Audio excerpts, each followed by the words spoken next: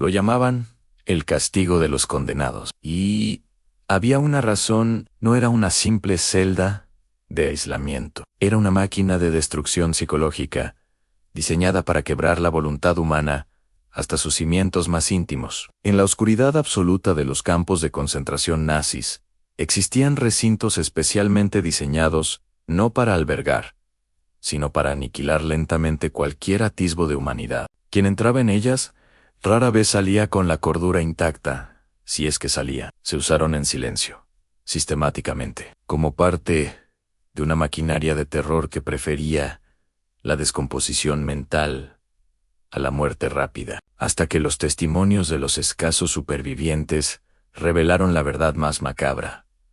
Estas celdas no fueron un castigo improvisado, sino una tortura científica, meticulosamente calculada para infligir el máximo sufrimiento con el mínimo recurso. Pero lo que pocos saben, el giro inesperado que permaneció oculto durante décadas en archivos clasificados, es que el diseño de muchas de estas celdas de castigo no nació de la brutalidad improvisada de un guardia, sino que fue el fruto de estudios perversos realizados por mentes académicas, psiquiatras y médicos que, bajo las órdenes del Tercer Reich, buscaban entender los límites de la resistencia humana al confinamiento extremo. Eran experimentos con un objetivo oculto: perfeccionar el arte del tormento invisible, aquel que no dejaba marcas físicas evidentes, pero que destrozaba la psique de forma irreversible. Los nazis no solo querían castigar, querían documentar, medir y cuantificar el colapso mental. Esta es la historia de esas celdas, de las víctimas que las padecieron y de la ciencia siniestra que había detrás de sus muros. Un secreto que nos obliga a mirar de frente hasta dónde puede llegar la crueldad cuando se viste de bata blanca y se esconde. Tras la fría metodología de la investigación, el sistema de celdas de castigo, o Strafkampfeine, se implementó como un componente esencial del terror nazi, no solo en los infames campos de exterminio, como Auschwitz o Treblinka, sino también en campos de concentración como Dachau, Buchenwald y Sachsenhausen. Su uso se intensificó a partir de 1936, con la expansión del sistema de campos, y se perfeccionó metódicamente durante la guerra. Los responsables directos eran los Schutzstaffel SS, la guardia de élite nazi, pero la arquitectura del horror contó con la colaboración de ingenieros y, como se insinuó, con la macabra contribución de profesionales de la medicina y la psicología.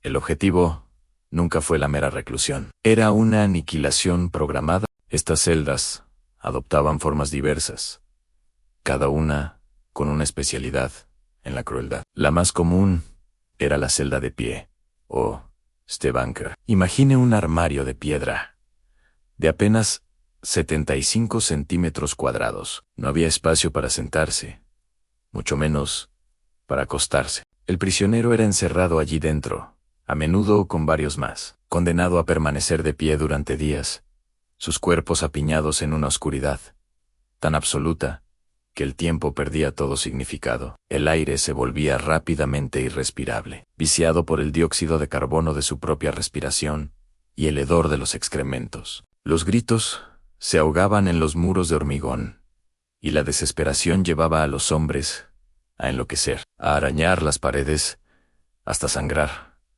a luchar entre ellos en un espacio donde ni siquiera podían caer. La muerte por agotamiento, deshidratación o asfixia era un desenlace frecuente. Luego estaban las celdas de oscuridad total, aisladaos, akushika menshi, sumidas en un silencio sepulcral que se volvía tan tangible como la misma oscuridad.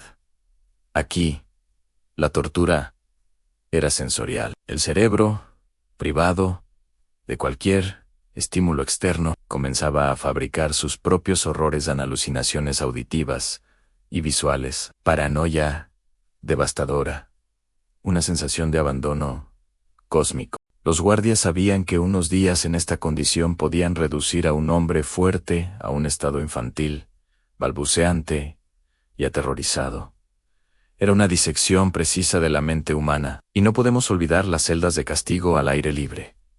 usadas en invierno, pequeñas jaulas de alambre, donde los prisioneros eran expuestos desprotegidos a las gélidas temperaturas del invierno alemán y polaco. La muerte por hipotermia era lenta y atroz, un espectáculo disuasorio para el resto de los reclusos. Pero la verdadera perversión, como revelaron los documentos de posguerra y los testimonios en los juicios de Nuremberg, residía en la burocracia del sufrimiento. Médicos como Sigmund Rascher o Karl Klauberg participaron en observar los efectos de estos confinamientos. Llevaban registros meticulosos. Cuánto tiempo tardaba un hombre en empezar a alucinar, en suplicar, en enmudecer por completo. Estudios sobre la degradación física y mental bajo estrés extremo.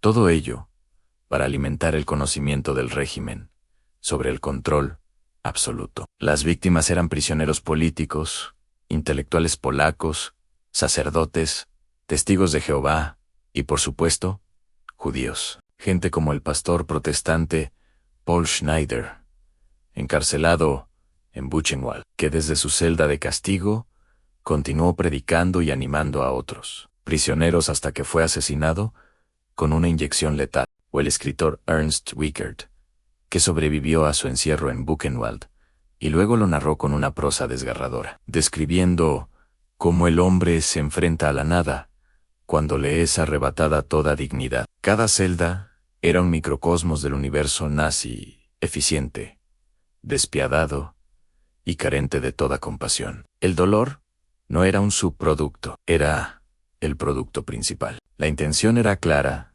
demostrar que la voluntad individual era una ilusión, que podía ser sistemáticamente desmantelada con la precisión de un relojero.